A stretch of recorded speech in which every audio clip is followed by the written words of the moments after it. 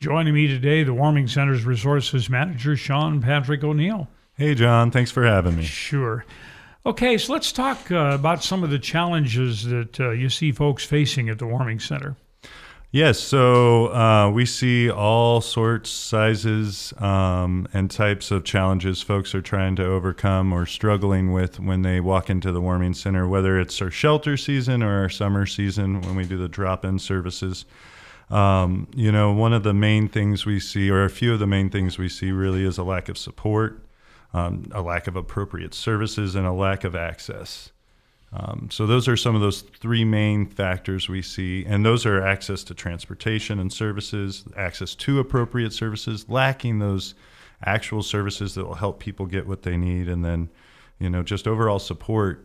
It's needed to get people to stay motivated through this process. How in the world would a homeless person access these services on their own? So, yeah, great question, John. For example, right now, people have to use their feet to get everywhere. And when services are miles away from the warming center, it can be a whole day for them just to get over there for a 5-minute meeting or to get paperwork that they're, needing to apply for a place. So vehicles maybe that are dilapidated or deteriorating in condition as they aren't able to maintain them. They don't have the means or the ability. And then sometimes we're fortunate folks get donated bikes, but those aren't in the best of shape. And, during the winter season, it's almost impossible to walk or bike around town. Oh, yeah. So and we forget, I think, how convenient things are for us when everything's going well. Right. I mean, it's bright and sunny, or at least a little bit sunny today, and, we can walk on these sidewalks, no problem. But when you have to walk in the street because the sidewalks haven't been shoveled, or there's ice, or, or even just walking all day long when you have maybe a broken ankle or a gait issue with your, one leg is a little disabled more than the other, and you have to drag that leg along for miles and miles a day. It can be a little tiresome, I'd assume, or even hurtful and painful. So a lot of folks don't want to go further than they have to. Well, not only that, but they don't know to go there. Right. They don't even know a lot of the times if these people are going to be able to help them, if they're the right place to go to. Often folks will go to a place thinking they do this one thing because someone told them, go here, they'll help you with that. Often when I was at Community Action Partnership, people would show up thinking we were the Office of Public Assistance, and we would help people with their SNAP benefits and their Medicaid. And it's like we kind of help folks with that, but when they're homeless or needing a little bit of resource assistance, but not able to do that here in-house. So folks get turned away and sent to the wrong place. So getting them to the appropriate services is such a key piece, because then when they go to the wrong place and they get shut down or turned away, they're not motivated to go all the way back across town to OPA after they just went down to the old Elks Lodge where Community Action Partnership is now located. That's clear across town, and I'm pointing all over. You can't see it on the radio, but you can imagine that's not easy to do. Well, let's take this back even one step further. When you become homeless, oftentimes you lose everything. You don't have a driver's license, therefore you have no ID. You don't have your Medicaid or Medicare card. You don't have access to anything, and you're flat broke. Exactly. You're dealing with nothing and trying to do everything all at once. I mean, you can't even walk into a place and ask for a job without identification. Exactly. So a lot of the things that we see are those simple things we take for granted on everyday life, at least folks that aren't struggling with housing insecurity or homelessness. And so, you're spot on with that. So job one is to get them the documentation they need so that they can go to step two. Yeah, I mean, often it's just trying to figure out with each person what type of support they need. If there's already something there, we're not going to do it or duplicate that service. But when we start piecing together, we often find folks don't even have, insurance, a primary care provider, ID to get from from point A to B to C to D.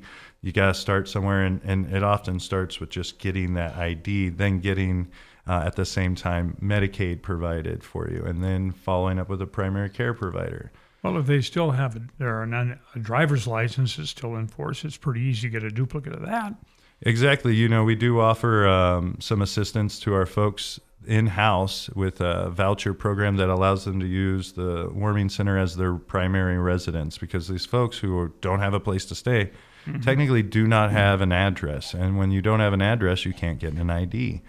So we do help with that. We facilitate that. And then we also have a voucher. So folks, if they already have a past ID or driver's license, they can get that renewed. All right. Once you got some ID, then you can begin working with Medicaid, getting them some help. Then you can access mental services, health services. And so then things start to roll in the right direction. Right. We just start piecing it together from there. And it does come with support all the way around. We build that community up in the warming center often, but without that, we wouldn't even be able to get to the point where we know that they don't have an ID.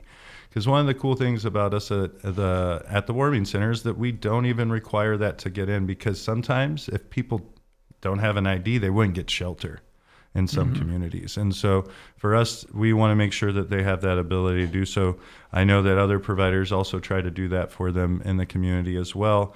But we know that if that's a barrier to shelter, then we're in trouble. And because often folks, you know, they have their items discarded by folks passing through the park and doing cleanups or coming across their campsite. And, you know, obviously that's not a place that they would like all their personal items, but that's where they are. And when somebody sees a bag that's just discarded, they throw it away. They don't realize they're throwing away a birth certificate, maybe social security card, driver's license. But the other parts, though, that I wanted to talk about a little bit is, you know, getting to the appropriate services, getting access to transportation. When we don't have the ability to get people to where they need to go, then we're leaving it up to them. And when they have to walk or bike or rely on unreliable transportation to get there, we're suffering as a community because they're not getting where they need to go. And then doing the warm handoff, making sure they get through that application when they do get there, because those can be really daunting to get through a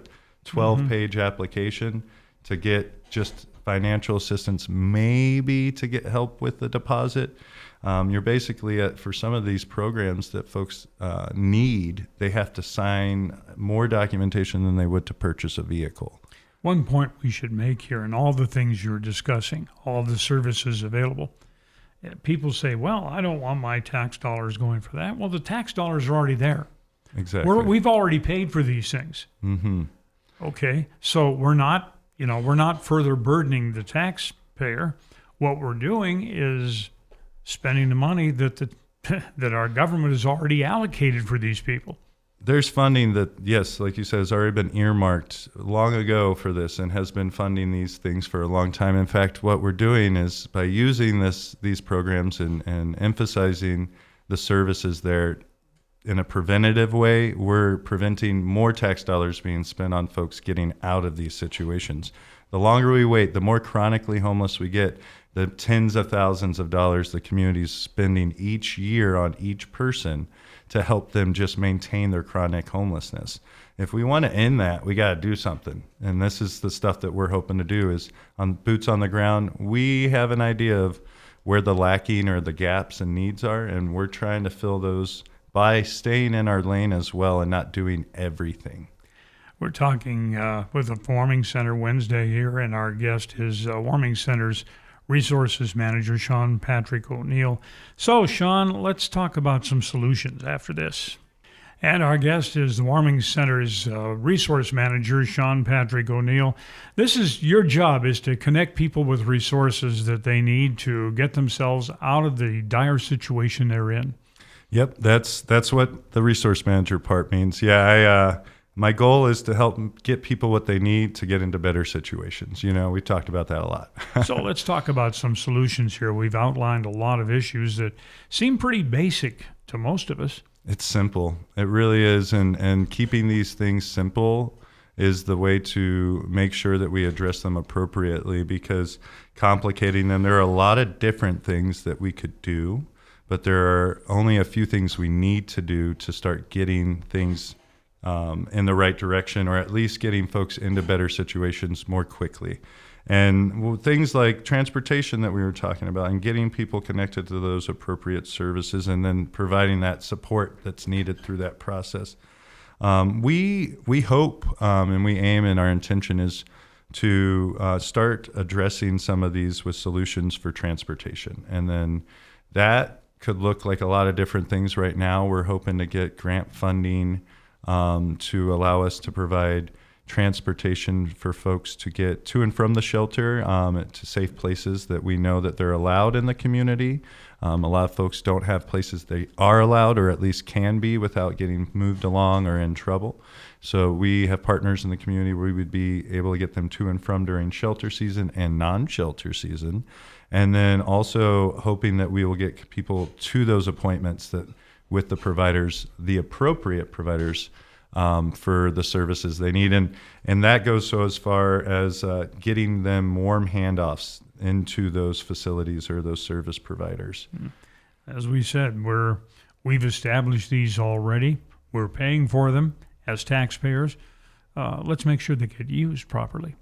Right. It doesn't help us. It just is shooting ourselves in the foot over and over again if we're just saying, hey, we'll set up this appointment for you. We're wasting time and money on the end of the provider by not getting our folks there, and we're disservicing them, and that's not on the warming center. That's as a community. We want to make sure that our folks get to where they need to go, and that's to the appropriate service to meet those needs. And case management is another piece of this. So we can get them halfway there. Transportation gets them halfway there. That gets them to the door. We need to get them through the door. Sometimes folks aren't comfortable discussing what their issues are with people they just met. In the warming center, we build community. We build rapport up with our folks.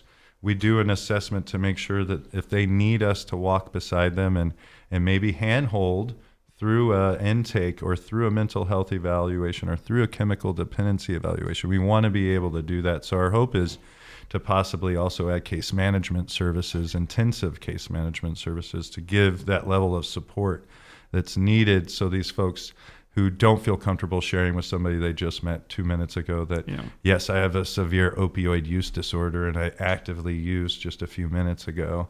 I'm not telling you that, John. Even I've known you for a little while. If I was using, you wouldn't know because I'm not sharing. Well, of course not. You don't know if I was going to call the police and send you to jail.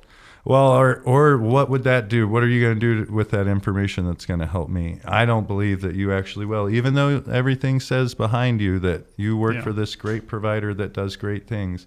I haven't seen it before. Why should I believe it's going to be different now? Of course, when you become homeless, you distrust everybody. Right. And that's where that case management piece and that ongoing support for a warm handoff and making sure that we don't leave people until they've got either a more appropriate case management provider helping them with that piece, or we're collaborating with that provider. But our goal with moving forward is to have non-federally funded or non-restricted funds to help us provide the level of support that's needed without the red tape that comes along with a lot of funding for similar programs. That's one thing people don't realize, that when you get a grant, it's not, here's the money, see ya. Right. Here's the money. At some point you're going to have to tell them how you've used that money. We call it the back end, but you've got to do it. Rightfully so. Good stewards of the money. We are always good stewards of every dollar that we get. I am very proud to work under Tanya Horn, our executive director. She is as conservative fiscally as you could hope for when it comes to making sure that we're being good stewards of every dollar that comes in. And so with that, we definitely don't just go frivolously with programming and things like that. We've done our research. We try to make sure that we do a community needs assessment. We've seen over and over and over again folks needing transportation and then extra support in the form of case management to get out of this hump, over this hump. And that hump is homelessness right now. I'll tell you, when people come through our doors in the wintertime, especially when they need shelter, it's not because they're doing good. It's because they're in crisis.